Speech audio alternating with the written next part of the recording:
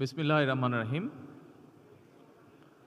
আজকের এই ইফতার মাহফিলের অনুষ্ঠানের সম্মানিত সভাপতি, ইফতার মাহফিলে উপস্থিত সম্মানিত সকল রোজাদারগণ, সকল উপস্থিতিবৃন্দ, আসসালামু আলাইকুম।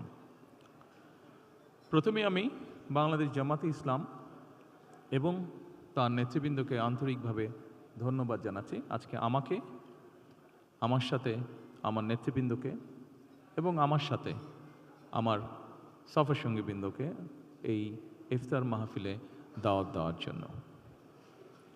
সম্মানিত সকল নেতৃবৃন্দ, উপস্থিতিবৃন্দ, আজকে এখানে শুধু আমি নই, এখানে শুধু বাংলাদেশ জামাতে ইসলামের নেতৃবৃন্দ বা কর্মীবৃন্দই নয়, আমাদের বাইরেও এখানে অন্যান্য আরও রাজনৈতিক দলের নেতৃবৃন্দ আছেন। এখানে আরও অন্যান্য সমাজের অন্যান্য বিভিন্ন স্তরের বিভিন্ন সম্মানিত ব্যক্তিবর্গ উপস্থিত আছেন আজকের এই ইফতার মাহফিলে।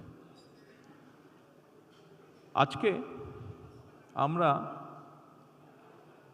একটি গুরুত্বপূর্ণ সময়ে সকলে এখানে একত্রিত হয়েছি। দেশের একটি গুরুত্বপূর্ণ সময়। কিছুদিন আগে দেশে নির্বাচন হয়েছে। এই নির্বাচনের মাধ্যমে গণতন্ত্রের যাত্রা শুরু হয়েছে।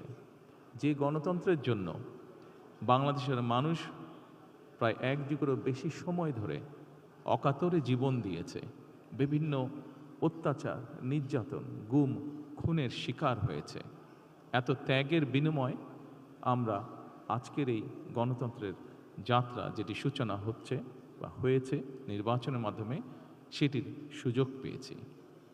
এই ত্যাগের মাধ্যমে, এই আত্মত্যাগের মাধ্যমে হাজারো মানুষের অত্যাচার, লক্ষ মানুষের নির্যাতনের মাধ্যমে আমরা আমাদের বাক, ব্যক্তি স্বাধীনতা, গণতান্ত্রিক অধিকার চর্চার সুযোগ আমরা ফিরে পেয়েছি।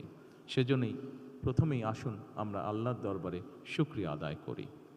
সম্মানিত উপস্থিতিবৃন্দ, বাংলাদেশের মানুষ আজকে অনেক প্রত্যাশা নিয়ে, অনেক আকাঙ্ক্ষা নিয়ে, অনেক আশা নিয়ে আমাদের সকলের দিকে তাকিয়ে আছে, বিশেষ করে রাজনৈতিক দলগুলোর দিকে তাকিয়ে আছে।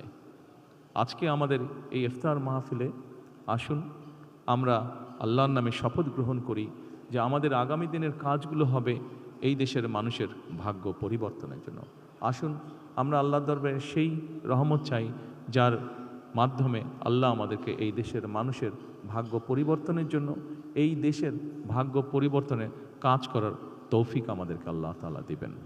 পরিশেষে আমি আবারও বাংলাদেশ জামাতে ইসলাম এবং জামাতে ইসলাম নায়েবে আমির শফিক সাহেব সহ সকল নেতৃবৃন্দকে আন্তরিক ধন্যবাদ জানাচ্ছি আজকে এখানে আমাদেরকে দাওয়াত দেওয়ার জন্য।